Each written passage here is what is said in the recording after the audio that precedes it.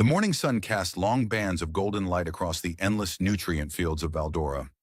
Thousands of silver-green plants swayed gently beneath a transparent atmospheric shield that stretched across the valley like an invisible ocean. Small agricultural drones hovered above the crops, releasing measured bursts of mineral mist while distant cargo shuttles crossed the sky toward the capital. Elias preferred mornings before people arrived. Plants rarely asked stupid questions. Unfortunately, his harvest robot did. A loud metallic crash echoed across the field. Elias closed his eyes. No. Another crash followed. Please no. A third crash sounded. Elias sighed and climbed over a fence.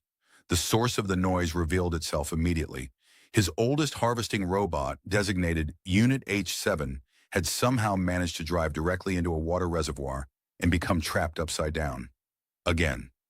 The machine's emergency lights blinked. Diagnostic complete, the robot announced proudly.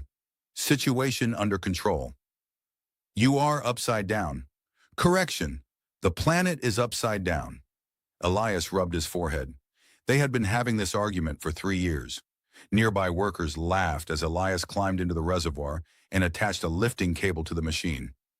You should replace that thing, one farmer shouted. I tried, Elias replied. What happened? The replacement learned from this one. The laughter grew louder. Life near the kingdom's frontier was usually simple. Most days revolved around crops, machinery repairs, and avoiding the attention of tax collectors. Unfortunately, fate appeared to have different plans. A deep rumble rolled across the sky. Every drone in the valley paused.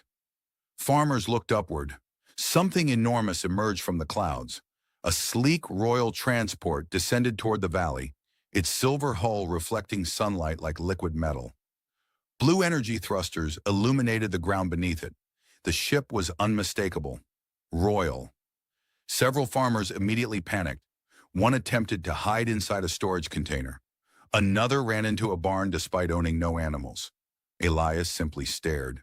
The transport circled once. Then smoke erupted from one of its engines. The vessel tilted sharply. That doesn't look healthy, Elias muttered. The ship's pilot apparently agreed. The transport descended rapidly and landed hard in an empty field several hundred meters away. Dirt and vegetation exploded into the air. Silence followed. Then came a loud alarm. Elias grabbed a toolbox. The other farmers looked at him. Where are you going? To see if anyone's alive. That's a royal ship. Yes, those are important people. They become less important if they're dead. The farmers exchanged nervous glances. Elias walked toward the crash site. As he approached, armored royal guards emerged from the vessel. Their polished combat suits carried advanced plasma weapons and personal shield generators. Several immediately secured the area. Others escorted a woman from the transport. At first glance, she appeared human. Then Elias noticed the long, elegant ears extending through her silver hair. Royal blood. The woman carried herself with effortless authority. Her golden eyes calmly studied the damaged vessel while attendants rushed around her. Queen Lyra. Even people living on distant farms recognized her. The queen noticed Elias approaching with his toolbox. One guard stepped forward. Halt! Elias pointed toward the smoking engine. It'll explode in about 10 minutes. The guard frowned. What? The cooling regulator failed. Another explosion of sparks erupted from the transport. Several engineers suddenly looked alarmed. Elias pointed again. Actually, make that 7 minutes. Queen Lyra tilted her head. You can identify the problem from here? Elias looked at the engine, then at her, then back at the engine. It is producing smoke. A few nearby soldiers struggled not to laugh. The queen's lips twitched slightly. Elias walked past them toward the vessel. If nobody minds, I'd rather save your flying palace before it becomes a very expensive crater. For the first time that day, Queen Lyra found herself unexpectedly curious about the ordinary farmer standing before her. The royal engineers spent the next 20 minutes arguing with one another while Elias quietly worked. To Queen Lyra's growing disbelief, the farmer ignored ranks, titles, in the presence of dozens of armed guards. He simply crawled beneath the damaged transport carrying a toolbox that looked older than some of the soldiers standing nearby. One engineer pointed toward a holographic schematic floating above his wrist. The plasma regulator suffered a quantum synchronization failure. Another nodded seriously. The reactor matrix became unstable because of a resonance cascade. Elias emerged from beneath the ship covered in dust. No, the two engineers blinked. No, the cooling valve was installed backward. Silence spread across the field. Several technicians checked their scanners. A moment later, one of them went pale. It actually is backward, Elias shrugged. It happens. The chief engineer stared at him. That valve was manufactured by one of the most advanced companies in the kingdom. Then they installed it backward very professionally. A few soldiers suddenly coughed to hide their laughter. Even Lyra had to look away for a moment. An hour later, the transport's engines hummed smoothly once again. The Queen stood beside the vessel while attendants completed final diagnostics. You repaired it remarkably quickly, she said. Elias closed his toolbox. Machines are simple. The chief engineer nearly choked. Simple? Of course. He pointed toward the transport. It only has 6 reactors, 4 shield generators, 3 navigation cores, and enough computing power to govern a moon. The engineer looked confused. That doesn't sound simple. It does compared to farming. The Queen studied him carefully. There was something strange about the man. Not dangerous, not yet, just unusual. Most civilians became nervous around royalty. Elias behaved as though he were speaking to a neighbor asking for directions. Before Lyra could continue questioning him, an alarm sounded from one of the soldiers' helmets. A communication drone descended rapidly from the sky. The officer accepted the transmission. His expression darkened immediately. What happened? Lyra asked. Your Majesty, a cargo settlement was attacked 3 hours ago. The surrounding soldiers straightened. Pirates? Yes. The officer projected a hologram into the air. Several cargo buildings appeared on the display. Burning, damaged, looted. The atmosphere changed instantly. The humor vanished. Even the farmers watching from a distance grew quiet. Pirate attacks were becoming increasingly common throughout the frontier. Normally, they targeted shipping lanes. Attacking settlements was far more concerning. Lyra's eyes narrowed. Casualties? Minimal. Fortunately, the attackers withdrew unexpectedly. The officer enlarged the report. According to witnesses, they abandoned a successful assault and retreated before securing the cargo. The Queen frowned. Why? No one knows. Elias glanced briefly at the hologram. Only briefly. Yet something in his expression shifted. A tiny change. Gone almost immediately. Nobody noticed except Lyra. The Queen had spent years reading people. For a fraction of a second, the farmer had looked annoyed. Not frightened, not surprised, annoyed, as if he had seen something familiar. The report disappeared. Preparations began immediately for the Queen's return to the capital. Before boarding, Lyra looked back toward Elias. Thank you for your assistance. You're welcome. You refused payment. You already paid me. The Queen raised an eyebrow. I did? You crashed into my empty field instead of my crops. For the first time all afternoon, Lyra laughed openly. The transport lifted into the sky moments later. The farmers watched until it vanished among the clouds. Then everyone turned toward Elias. You spoke to the Queen? Yes. You made her laugh. Apparently. You repaired a royal transport. Elias sighed. Unfortunately. The crowd stared. Why unfortunately? Now people will keep bothering me. As if proving his point, his harvest robot immediately rolled into another water reservoir. A loud splash echoed across the valley. Elias closed his eyes. See? The robot's voice emerged from the reservoir. Situation under control. Night arrived hours later. The farms grew quiet beneath the stars. Most residents slept peacefully. Elias did not. He sat alone on the porch of his small home overlooking the fields. A cup of steaming tea rested beside him. Far above, countless stars filled the darkness. His gaze lingered on them longer than usual, especially one distant cluster near the horizon. A place very few people on Valdora would recognize. A place he knew far too well. 19 wars ago. 19 lifetimes ago. The old memories stirred quietly. Then his attention shifted toward the darkness beyond the valley, toward the frontier, toward the regions where pirates had begun appearing. His eyes narrowed slightly. The retreat described in the report made no sense. Professional raiders did not abandon successful attacks without reason, unless they were searching for something or someone. For several moments he remained motionless. Then he finished his tea and stood. Hopefully it's neither. Far away, hidden beyond the borders of the kingdom, dozens of unidentified ships emerged from hyperspace, and they were moving toward Valdora. 3 days passed. The pirate attacks continued, not large enough to trigger panic, not small enough to ignore. Reports arrived from settlements scattered throughout the frontier. Cargo depots were raided. Communication arrays disappeared. Mining colonies lost supplies. Yet the pattern remained strange. The pirates never stayed long. They never seized the most valuable resources, and they seemed unusually interested in scanning remote regions rather than conquering them. Inside the royal capital, Queen Lyra stared at dozens of tactical projections floating above her council chamber. Military officers debated theories. Perhaps they are preparing an invasion. No, their fleet numbers are too low. They could be mapping our defenses. They already know our defenses. Hours passed. Nobody produced a convincing answer. Eventually, Lyra stood from her throne. "I'll inspect the frontier personally." Several advisors looked horrified. One elderly minister nearly dropped his datapad. "Your Majesty, that is unnecessary."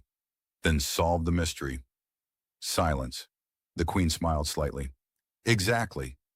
2 hours later, her transport was already crossing the countryside.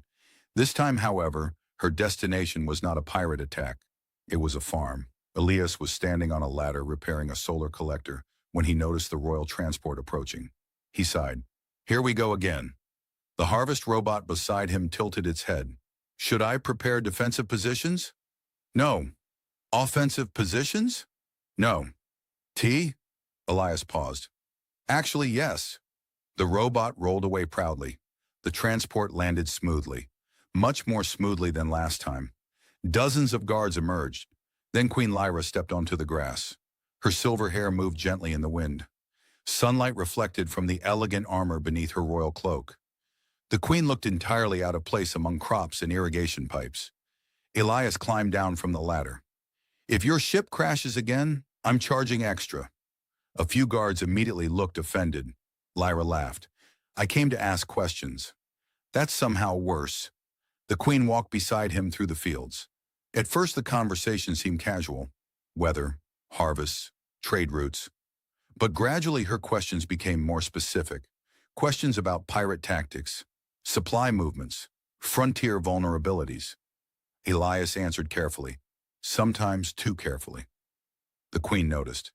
Eventually they reached a storage building near the edge of the property. Lyra stopped walking.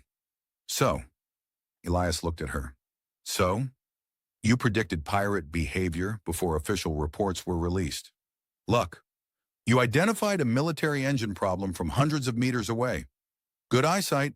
You recognized frontier attack patterns after reading a single report. Coincidence?"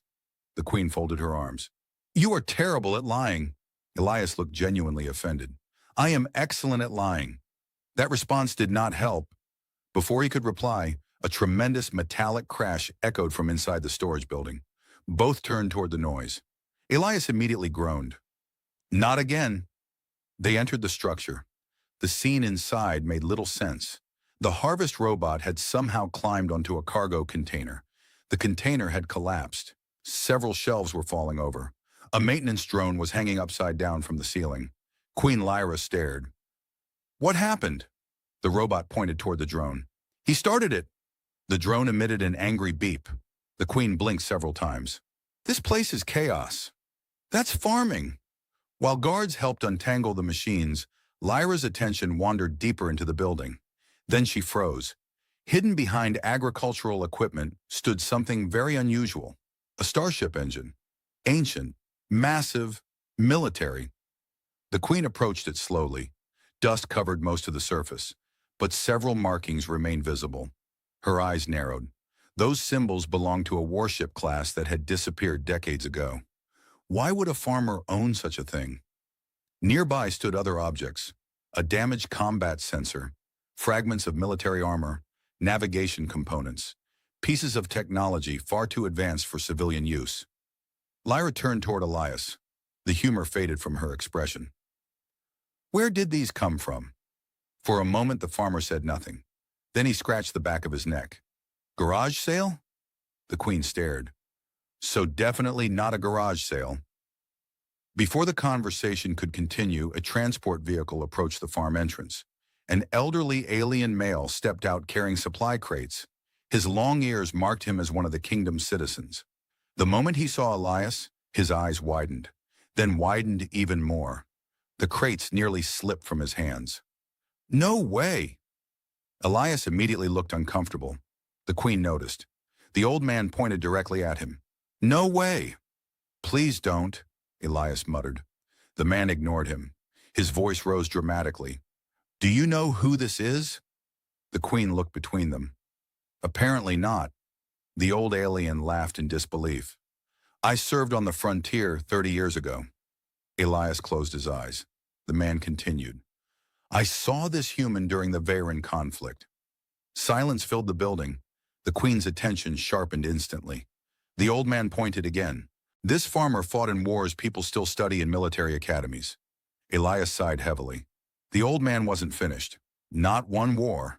He raised a finger. Not 5. Another finger. Not 10. By now, every guard was listening.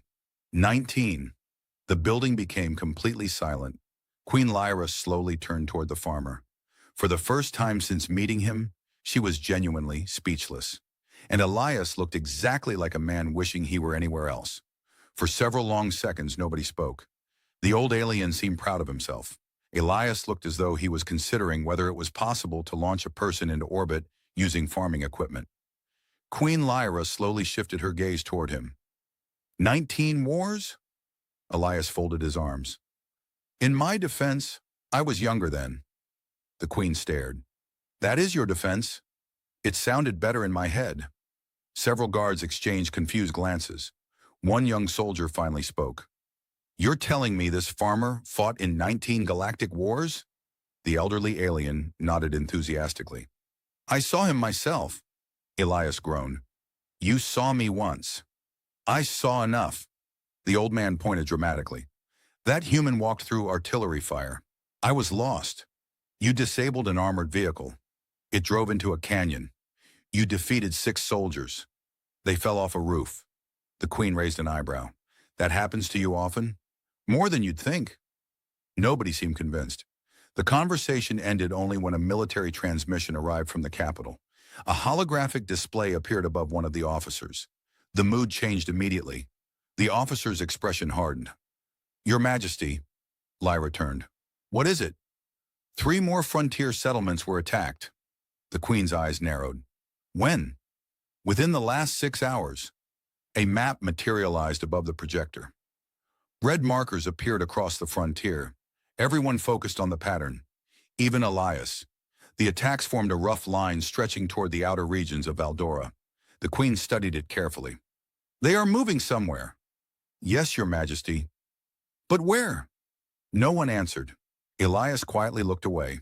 That small reaction did not escape Lyra. Again. Every time the pirates were discussed, the farmer seemed to notice something nobody else did. The Queen dismissed most of her entourage and remained behind after the transmission ended. Soon only she and Elias stood outside the storage building. The afternoon breeze moved through the silver-green fields. For a while, neither spoke. Then Lyra broke the silence. You knew. Elias glanced at her. Knew what? The attack pattern. No. That was not a convincing lie. He sighed. You say that often. Because you keep giving me opportunities. For the first time, Elias laughed. The sound surprised even him. The Queen noticed. Beneath the jokes and sarcasm, there was exhaustion in him. An old kind of exhaustion. The sort that didn't come from physical labor. It came from memories. Eventually, Lyra spoke again. 19 wars. Elias looked toward the horizon. The humor faded slightly. That number sounds larger when other people say it. What were they like? His answer came after a long pause. Loud. The Queen waited. That's all? Mostly loud. She shook her head. You survived 19 wars and that's your description? There was also paperwork. Lyra laughed despite herself. Paperwork? Never trust military organizations that claim technology eliminates paperwork. They are lying. The Queen smiled. Yet beneath the humor, she sensed something deeper, something hidden. Elias wasn't avoiding the subject because he enjoyed mystery. He was avoiding it because he genuinely did not want to revisit those years. Suddenly, a warning alarm echoed from a nearby communications tower. Both looked up. A local defense drone descended rapidly from the sky. Its lights flashed red. Emergency priority. The drone projected a holographic report. An image appeared. A pirate vessel. Large, heavily armed, unlike the raiders seen previously. Lyra's expression hardened. Where was this recorded? Outer Frontier Sector. The drone displayed additional scans. Several more ships appeared. Then more. Then dozens more. The Queen's heart sank. This was not a collection of raiders. It was a fleet. A hidden fleet. The projection continued updating. Estimated combat strength climbed higher and higher. Nearby royal officers began receiving identical reports. Panic spread through communications channels. The numbers made no sense. No pirate group should possess that many warships. Yet there they were, gathering beyond the kingdom's borders, preparing, waiting. The Queen slowly turned toward Elias. For the first time since they had met, the farmer no longer looked amused. His expression had become completely still, completely focused, almost calculating. It was the face of a man who had seen fleets like this before. Many times. Far too many times. After several seconds, he quietly asked one question. Have they identified the flagship? The officer checked the report. No. Elias looked toward the stars. That answer seemed to concern him more than any fleet size. Lyra immediately noticed. Why does the flagship matter? The farmer remained silent. For a moment she thought he would refuse to answer. Then he spoke. Because if it's the person I think it is... He stopped. The Queen waited. Elias exhaled slowly. Then the pirates aren't here for your kingdom. A chill passed through the air. Lyra frowned. What are they here for? The farmer looked directly at the growing collection of red markers hovering above the holographic map, and for the first time, genuine concern appeared in his eyes. Me. Nobody spoke for several seconds. The holographic map continued projecting red markers across the frontier, while Queen Lyra stared at Elias. The farmer looked almost annoyed, not frightened, not panicked, annoyed, as though an old problem had finally found him again. One of the officers broke the silence. You expect us to believe a pirate fleet crossed multiple sectors just to find a farmer? Elias nodded. When you say it like that, it sounds ridiculous. Because it is ridiculous. That's fair. The officer threw his hands into the air. Queen Lyra ignored both of them. Her attention remained fixed on Elias. Explain. The farmer remained silent for a moment. Then he looked toward the fields, toward the peaceful valley he had spent years cultivating. I retired because I was tired. The Queen waited. Tired of war, tired of losing people, tired of watching politicians create problems that soldiers had to solve. The humor in his voice had disappeared. I wanted a farm. The Queen nodded slowly. And certain people took that personally. Before he could continue, another emergency transmission arrived. The officer accepted it. His face immediately lost all color. Your Majesty, the Queen turned. What now? Pirate vessels have entered planetary orbit. The entire group froze. So soon? Lyra asked. Yes. Multiple displays opened simultaneously. Dozens of warships appeared around Valdora. Then dozens more. The estimates increased every second. The invasion had begun. For the first time since becoming queen, Lyra felt genuinely overwhelmed. Her kingdom possessed defenses, strong defenses, but not enough to confront a fleet of this size alone. Military channels exploded with activity. Orders spread across the planet. Defense platforms activated. Orbital cannons powered up. Fighter squadrons launched. And above it all, pirate ships continued arriving. Elias watched the displays quietly. Then he sighed. I was hoping for another few weeks. The Queen looked at him. You expected this? I expected them eventually. Several officers glared at him. One stepped forward. You knew about this fleet? No. Then how are you so calm? Elias pointed toward the sky. Because panic has never successfully destroyed a battleship. The officer opened his mouth, then closed it again. Unfortunately, the farmer had a point. Hours later, the frontier became chaos. Evacuation transports filled the skies. Military convoys raced toward defensive positions. Across the countryside, civilians fled toward protected settlements. Yet Elias remained at his farm. The Queen returned shortly afterward, accompanied by an entire security detachment. She found him standing beside a massive agricultural machine. What are you doing? Preparing. The machine towered over them. Normally it harvested crops. Now dozens of strange modifications covered its surface. Plasma emitters, targeting arrays, shield components. The Queen stared. Why does your harvester have weapons? Elias looked surprised. Doesn't yours? Several guards nearly choked. Lyra walked around the machine. The modifications looked ancient but extremely sophisticated, military grade, far beyond civilian technology. You turned a farming vehicle into a combat platform. No, he pointed upward. A hidden missile launcher unfolded from the machine's frame. I turned it into 3 combat platforms. The Queen rubbed her forehead. Somehow that answer made everything worse. Nearby, royal soldiers began arriving to establish defensive positions. Many looked skeptical. That skepticism lasted less than 10 minutes. Elias started issuing recommendations. Where to place artillery, how to organize evacuation routes, how to distribute drones, how to conceal power signatures. The officers initially resisted. Then they checked his suggestions. Every recommendation was correct. Every single one. By sunset, soldiers who had laughed at the idea of a farmer giving military advice were quietly taking notes. One young lieutenant finally approached him. How do you know all this? Elias adjusted a sensor array. I made mistakes. The lieutenant looked confused. What does that mean? It means everyone I'm smarter than is dead. The answer silenced him. For a brief moment, the weight of 19 wars became visible. Then the moment vanished. The harvest robot rolled into a supply crate. The crate collapsed.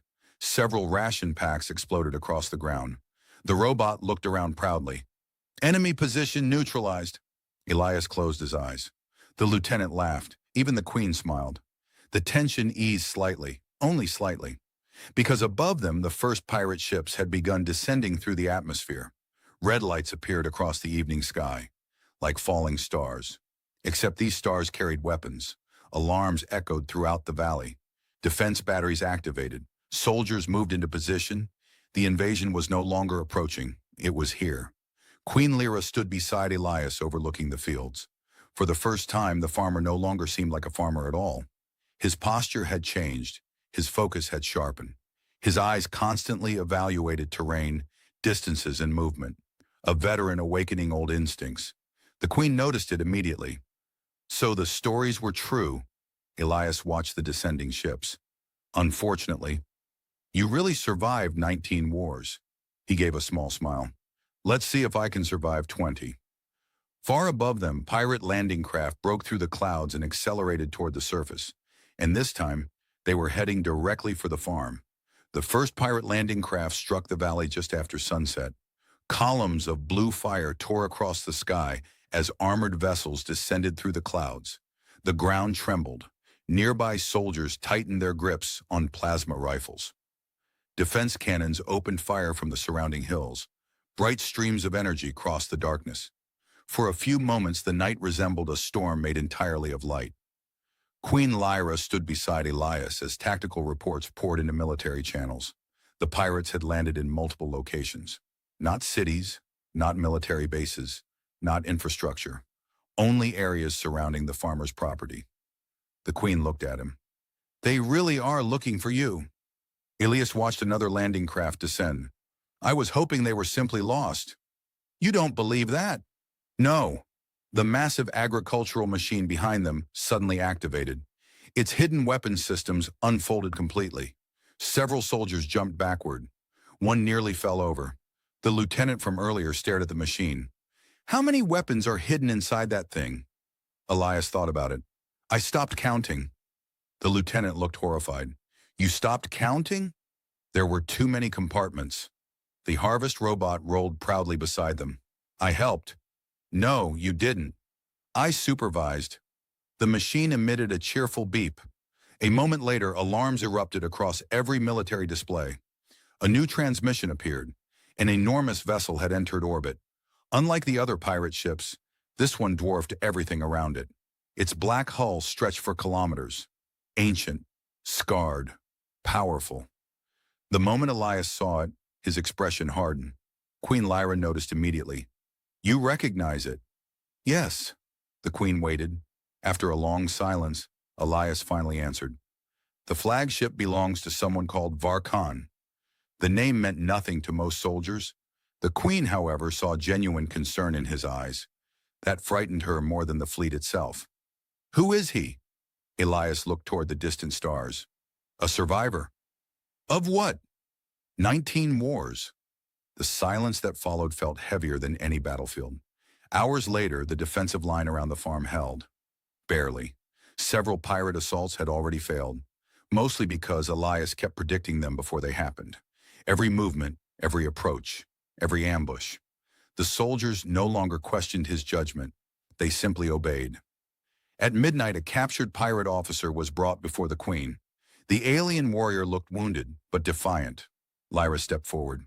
Why are you here? The pirate laughed. To find what belongs to our commander. What is that? The pirate's smile widened. The key. Elias immediately looked away. The queen noticed.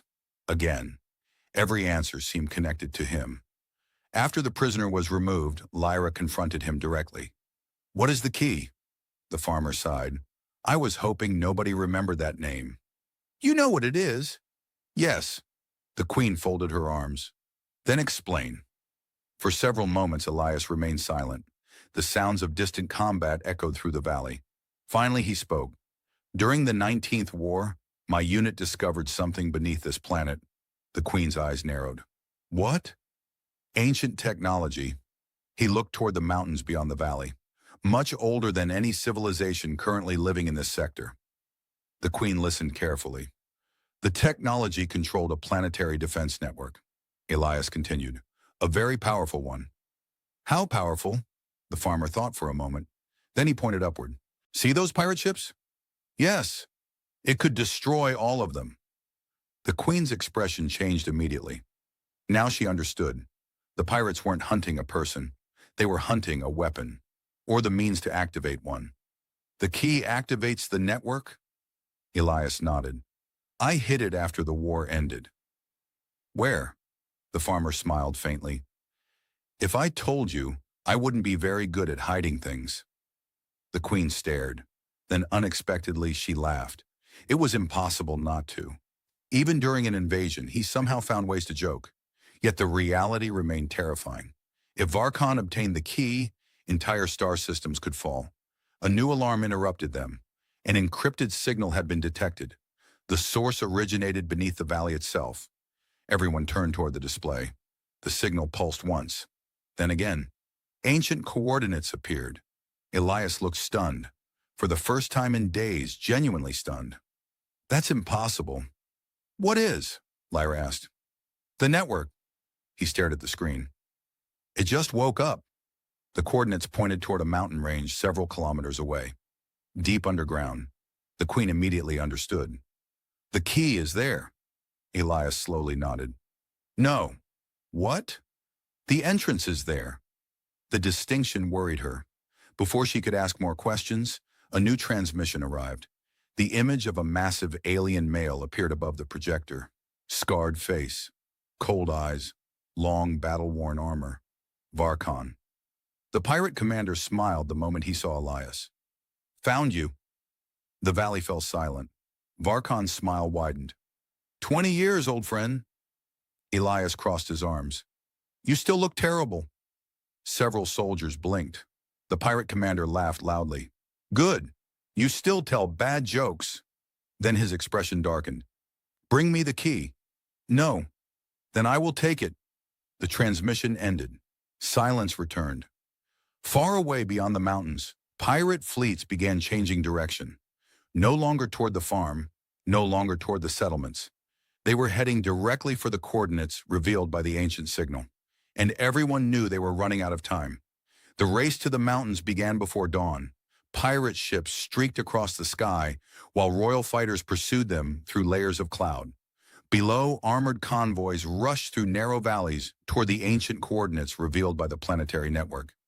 At the front of the royal column stood an unlikely leader, a farmer. Elias sat behind the controls of his heavily modified agricultural machine, while Queen Lyra's transport followed overhead. Years ago, he would have taken command without hesitation. Years ago, war had been his entire life. Now he found himself wishing he were repairing irrigation systems instead. Strangely, that realization made him smile.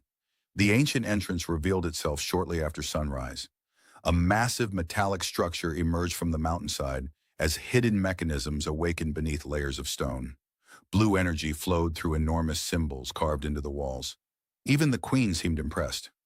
"I understand why you hid this." Elias nodded. "Most people react exactly like that." The harvest robot rolled beside them. "I am also impressed. You once got stuck in a water tank." "That was strategic."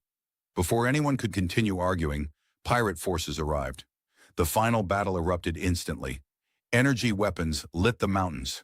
Fighters screamed overhead. The valley became a storm of plasma fire and collapsing rock. Yet amid the chaos, Elias remained calm. Not because he loved war, because he finally understood something he had avoided for years. The wars were not what defined him. The people he protected did. That difference changed everything. Royal soldiers fought beside civilians. Farmers helped engineers. Pilots defended evacuation routes. The kingdom stood together. And for the first time in decades, Elias was not fighting alone. Deep inside the mountain, he and Lyra reached the ancient control chamber. The vast room glowed with pale blue light. At its center rested a crystalline device. The key, exactly where Elias had hidden it 20 years earlier. Unfortunately, Varkon was already waiting. The pirate commander stood beside the chamber, surrounded by heavily armed warriors. His scarred face twisted into a smile. "I knew you would come," Elias sighed. "I was hoping you'd trip down some stairs first." Varkon laughed. Queen Lyra drew her weapon. The pirate commander looked at her long ears and royal armor. "So this is the queen." Lyra stepped forward. "And you are the reason my kingdom hasn't slept all week." Even Varkon seemed amused. The confrontation ended moments later when the first shots were fired. The chamber exploded into action. Royal guards battled pirate soldiers. Energy blasts illuminated the ancient walls. During the chaos, Varkon charged toward the key. Elias intercepted him. Two veterans of 19 wars met one final time. Neither was as young as they once were. Both knew it. "You should have stayed retired," Varkon growled. "I tried." Their fight carried them across the chamber. Years of experience mattered more than strength. Every movement reflected countless battlefields. Yet while Varkon fought for power, Elias fought for something far simpler: a home. Eventually, that difference decided everything. Varkon made one mistake. Only one. Elias took advantage immediately. Moments later, the pirate commander crashed into the chamber floor. Defeated. Silence followed. Outside, the battle continued. The key floated quietly between them. Lyra looked toward Elias. What now? Years earlier, he might have activated the planetary weapons. He might have kept the power for future wars. The old Elias would have prepared for the next conflict. But the farmer who stood there now had changed. Slowly, he approached the control console. Then he permanently shut the network down. Every system, every weapon, every ancient defense, gone. The chamber fell dark. Varkon stared in disbelief. "You destroyed it." Elias nodded. "No one gets it." The pirate commander finally laughed. A tired laugh. Perhaps for the first time, he understood. The war was over. Hours later, the remaining pirate fleet surrendered. Without their commander and without the key, the invasion collapsed. Valdora was safe. Weeks passed. The damaged settlements were rebuilt. Trade returned. The kingdom recovered. One bright morning, a celebration filled the capital. Thousands gathered as Queen Lyra publicly honored the man who had saved them. The crowd cheered. Soldiers saluted. Children waved banners. Elias looked deeply uncomfortable. The Queen smiled. You survived 19 wars. I know. You defeated a pirate fleet. I know. You can survive one ceremony. I am less confident about that. Laughter spread across the plaza. Afterward, Lyra walked with him beyond the city gates. Neither spoke for a while. Finally, she asked the question she had been saving. What will you do now? Elias looked toward the distant countryside, toward the fields, toward home. I think I'll be a farmer, the Queen smiled. Again. Hopefully for longer this time. Far away under the warm sun of Valdora, a harvest robot immediately drove into a water reservoir. A familiar splash echoed across the fields. Elias closed his eyes. Lyra laughed, and for the first time in many years, the former soldier laughed with her as they walked toward a future that no longer belonged to war.